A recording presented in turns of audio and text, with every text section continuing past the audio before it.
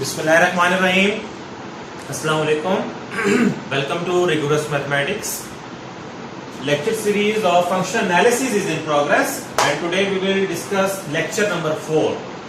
Lecture number 4 में आज हम प्रूव करेंगे कि जब वेक्टर स्पेस के ऊपर नॉर्म स्पेस का स्ट्रक्चर अज्यूम कर लिया जाता है, मान लिया जाता है, तसव्वुर कर लिया जाता है, तो वेक्टर स्पेस तो स्टिल मौजूद है।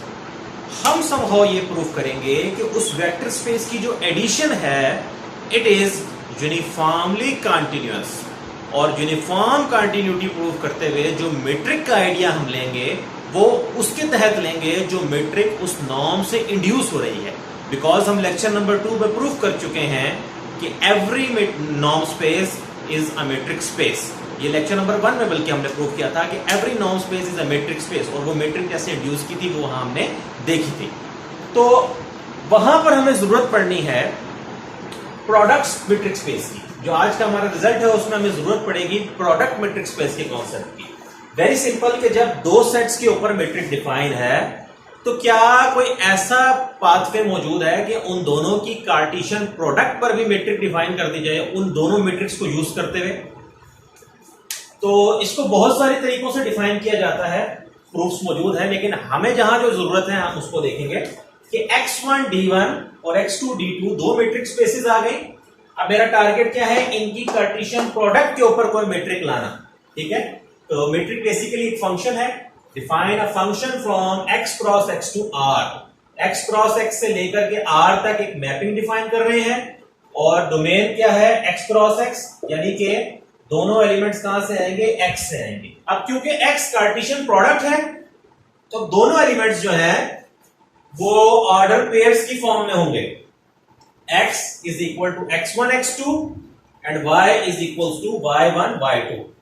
क्योंकि ये x कैपिटल X से है और capital X x1 cross x2 से है, इसका मतलब तो ये हुआ कि ये x1 और ये y1 कहां से होने चाहिए, ये कैपिटल X1 से होने चाहिए, बिकॉज ये पहले आर्ग्यूमेंट्स है, और दूसरा आर्ग्यूमेंट x2 से होना चाहिए, तो इसी वजह से x2 और y2 दोनों x2 से।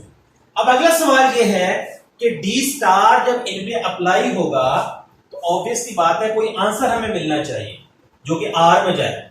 d1 of x1 y1 plus d2 of x2 y2। आपको ये गारंटी मौजूद है कि x1 के एलिमेंट्स के दरमियान डिस्टेंस लेने का जो तरीकाकार है वो d1 से पता चल रहा है, और x2 के एलिमेंट्स के दरमियान डिस्टेंस लेने का जो तरीकाकार है वो d2 से पता चल रहा है। तो जब ये पेयर आपने देखा कि यहां से पहला एलिमेंट उठाया जाए और यहां से भी पहला, तो ये दोनों जब पेयर में जाएंगे तो ये x1 क्रॉस x1 से मिलेंगे, और x1 क्रॉस x1 के ऊपर d1 फंक्शन मौजूद है, because d1 is a metric on x1। तो इस मुनासबत से वो d1 इस पे अप्लाई होना लॉजिक के तहत ट्रू है। और अगली बात के x2 और y2 दोनों कहां से हैं, जब पेयर की फॉर्म में जाएंगे तो x2 क्रॉस x2 से बिलोंग करेंगे, और x2 क्रॉस x2 जो है वो उसके ऊपर फंक्शन कौन सा है, d2, यानी d2 आपको x2 के कोई से दो एलिमेंट्स के दरमियान डिस्टेंस लेने का तरीकेकार बता रहा है। ठीक हो क्या? तो आप क्या कर रहे हो, इन दोनों जो दो एलिमेंट्स आपने चूज किए थे उनके पहले पहले आर्गुमेंट्स उठाकर उन पे रिस्पेक्टिव मैट्रिक्स अप्लाई कर रहे हो। ऑब्वियसली इसका आंसर भी रियल नंबर है, इसका आंसर भी real number. Then D is a metric on X। अब इसका प्रूफ हम नहीं देख रहे, ऑब्वियसली ये उन चार कंडीशंस को या तीन कंडीशंस जो भी आप लेते हैं उनको सेटिस्फाई करता है मैट्रिक की। Then D is a metric on X called product metric on X, यानी ऐसी मैट्रिक जब लोगे आप, ठीक है, x1 और x2 के कार्टेशियन प्रोडक्ट पर, तो वो क्या कहलाएगी, प्रोडक्ट मैट्रिक ऑन x। और ये जो पेयर है बेसिकली ये पेयर यहां कौन सा वाला है, x1 cross x2 d star, इसको d स्टार कहते हैं क्योंकि d स्टार मैंने कहा, ठीक है, is called the product matric space.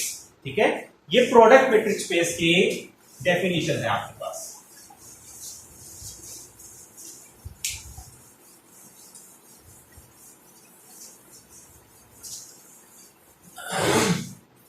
Very quickly हम यूनिफॉर्म कंटिन्यूटी के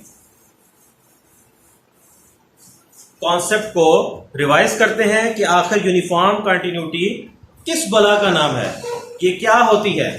So very quickly, let's define the concept of uniform continuity. Uniform continuity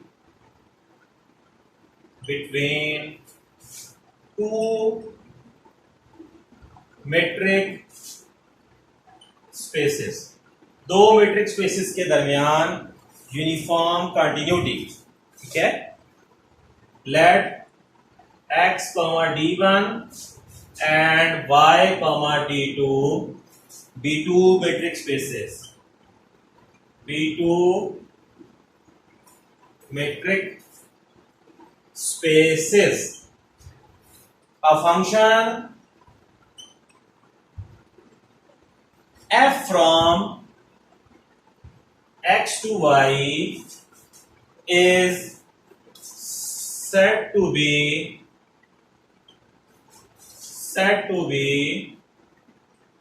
uniformly continuous on x if ये x के ऊपर क्या है, यूनिफॉर्मली कॉन्टिन्यूस कहलाएगा if given definition any epsilon positive there exists real number delta positive.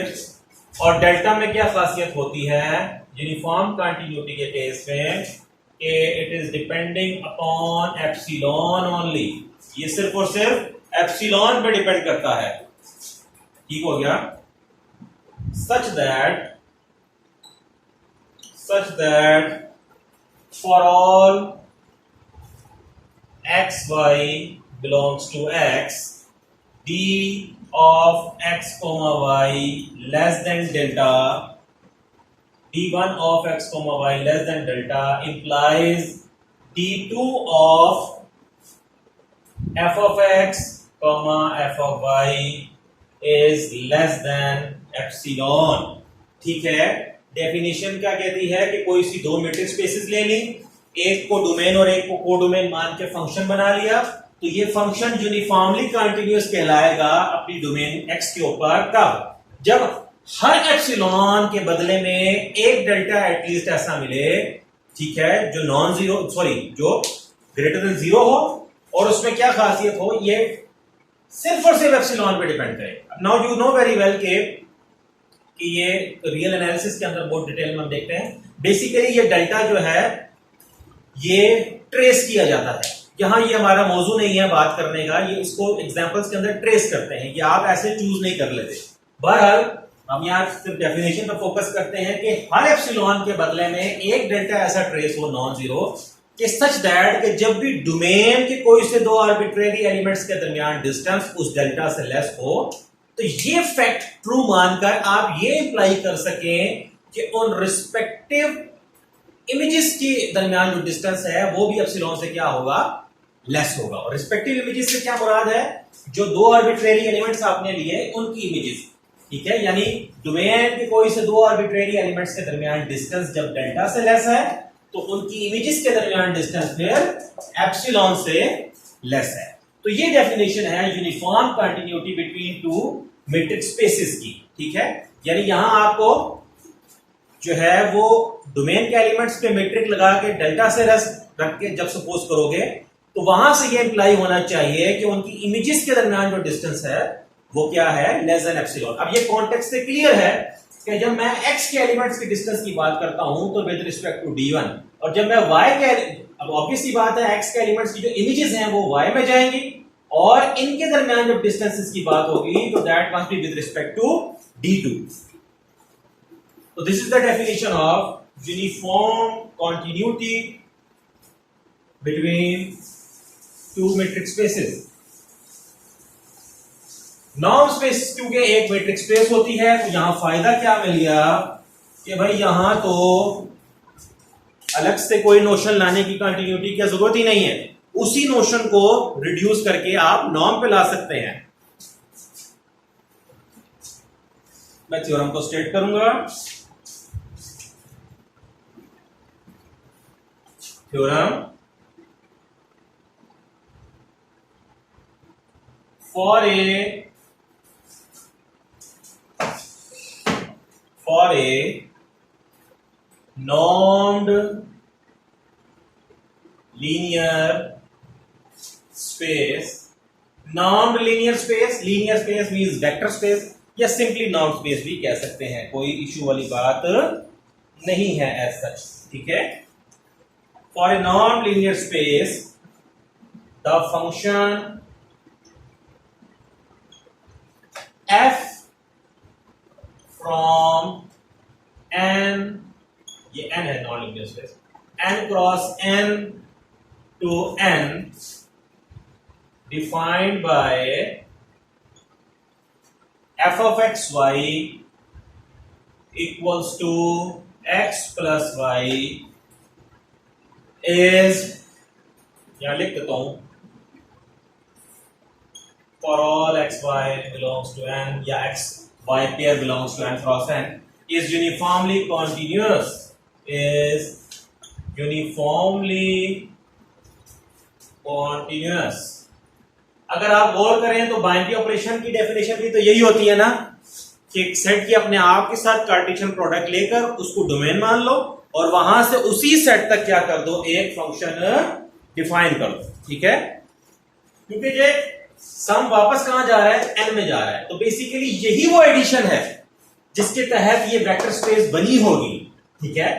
ये basically वो जुमला है जो इसके अंदर छुपा हुआ है, जो इसमें एज इट इज समझ नहीं आएगा जब तक मैं बोलूंगा नहीं, या जब तक कोई और नहीं बोलेगा कि ये वो एडिशन है बतौर फंक्शन बताई गई है जो जिसके तहत ये n वेक्टर स्पेस बना रही है, okay. So this is the statement, now just prove it. Proof के addition of vector space is uniformly continuous when you consider the structure of norm space over that vector space। ये इसकी एक alternate statement भी हो सकती है। Let epsilon greater than 0 be arbitrary। क्या करना है, हर एप्सिलॉन के बदले में एक डेल्टा ऐसा मिले कि जब तक डोमेन के एलिमेंट्स उस डेल्टा से छोटे रखे जाएं तो वो हमेशा ये इंप्लाई कर दें कि उनकी इमेजेस एप्सिलॉन से हमेशा लेस है, ठीक है। अब यहां डोमेन हमारी जो है वो एक थोड़ी सी टेढ़ी है, ये n क्रॉस n टाइप की है। अच्छा, अब वेरी इंटरेस्टिंग, जब यूनिफॉर्म कंटिन्यूटी प्रूव करनी है तो you need to have matrix structure on both domain and codomain, जैसा कि पिछली डेफिनेशन में बताया। Now n cross n basically नाउन स्पेस, सो एवरी नाउन space is a metric space. इसका मतलब इस n पे भी मैट्रिक है और इस n पे भी मैट्रिक है, तो इनकी कार्टेशियन प्रोडक्ट पे कौन सी मैट्रिक ली जाएगी, जो प्रोडक्ट मैट्रिक होगी, ठीक है। और वो प्रोडक्ट मैट्रिक कैसे डिफाइन होती है, वो सम होता है दोनों मैट्रिक्स का, d1 के अगेंस्ट और d2 के अगेंस्ट जो आंसर्स आ रहे होते हैं, वो मैंने पीछे डिटेल में लिख के बताया। और इस n के ऊपर कौन सी मैट्रिक होगी, जो इंड्यूस हो रही होती है, और n क्रॉस n पे भी वही मैट्रिक बनेगी एड अप होके, जो बेसिकली इंड्यूस होने वाली मैट्रिक्स से जनरेट होगी, यानी कि वो d1 और d2 जो लेंगे वो बेसिकली नॉर्म वाली ही मैट्रिक होगी जो नाम से इंड्यूस होती है। हम देखते हैं आगे चल के, very interesting concept. Let epsilon greater than 0 be arbitrary, ठीक हो क्या। चूज, हम डेल्टा को एप्सिलॉन के बराबर ही रख लेते हैं और देखते हैं क्या ये डेल्टा वर्क करता है कि नहीं करता।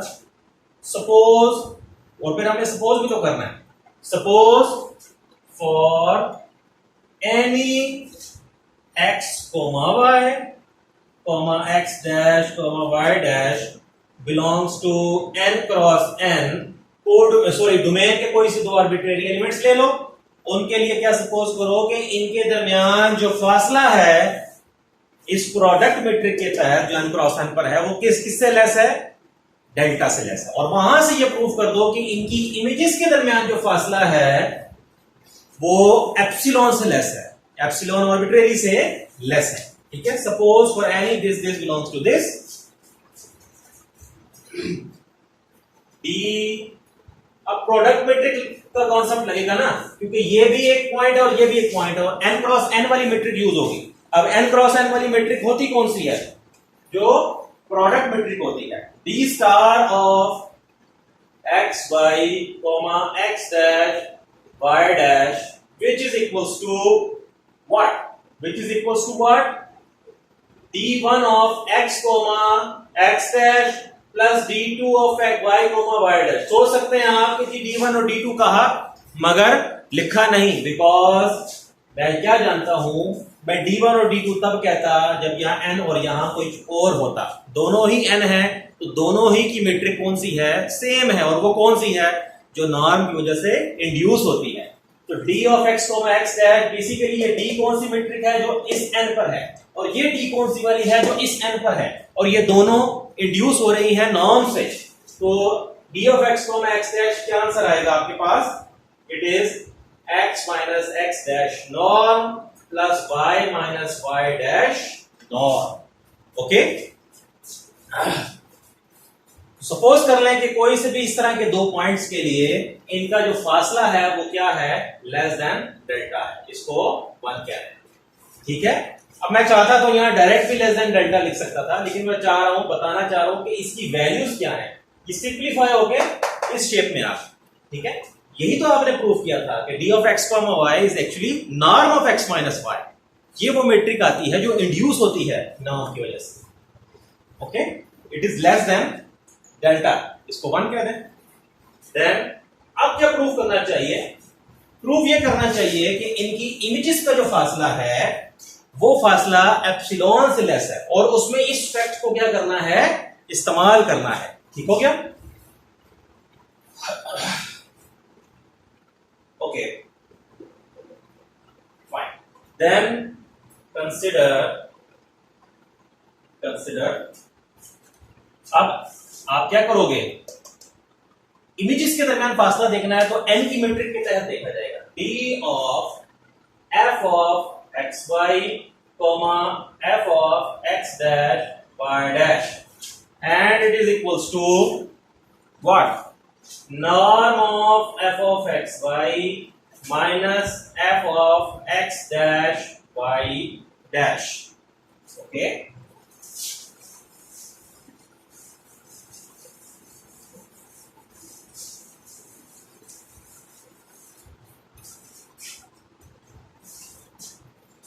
सो अब f ऑफ एक्स वाई का आंसर क्या है? हम डिफाइन कर चुके थे x plus y minus f of x dash y dash क्या है? x dash plus y dash. अब आप जानते हैं इसको आप कैसे लिख सकते हो? x माइनस एक्स डैश, आप अपनी मर्जी के मुताबिक यहां से एलिमेंट्स ले सकते हैं। अब ट्राइंगल इनइक्वालिटी होल्ड करती है because you are working in a norm space. It is less than और इक्वल्स टू पहले एलिमेंट की नॉर्म जमा दूसरे एलिमेंट की नॉर्म। ओके, अब 1 को जरा देखें। 1 जो है it is less then delta, और यही चीज 1 में लेस देन डेल्टा आ रही है। It means it is less then delta. अब डेल्टा कितना चूज किया हुआ? Epsilon. So don't you think कि डेफिनेशन कंप्लीट हो गई? इट मींस कि फॉर एवरी एप्सिलॉन पॉजिटिव आपने वो डेल्टा चूज किया था, वो ठीक था कि जब आप ये सपोज करोगे तो आप ये प्रूव कर सकोगे, क्योंकि ये सपोज की जाने वाली चीज हमेशा कहीं जाकर इस्तेमाल होनी चाहिए, और वही हमने करके बताया। तो इट मींस कि आपने यूनिफॉर्म कंटिन्यूटी की डेफिनेशन को कंप्लीट कर दिया। It implies F is uniformly continuous. Hopefully you people have enjoyed the lecture. Please like, share, subscribe my channel and stay tuned for more rigorous videos of mathematics. Thank you so much. Allah Hafiz.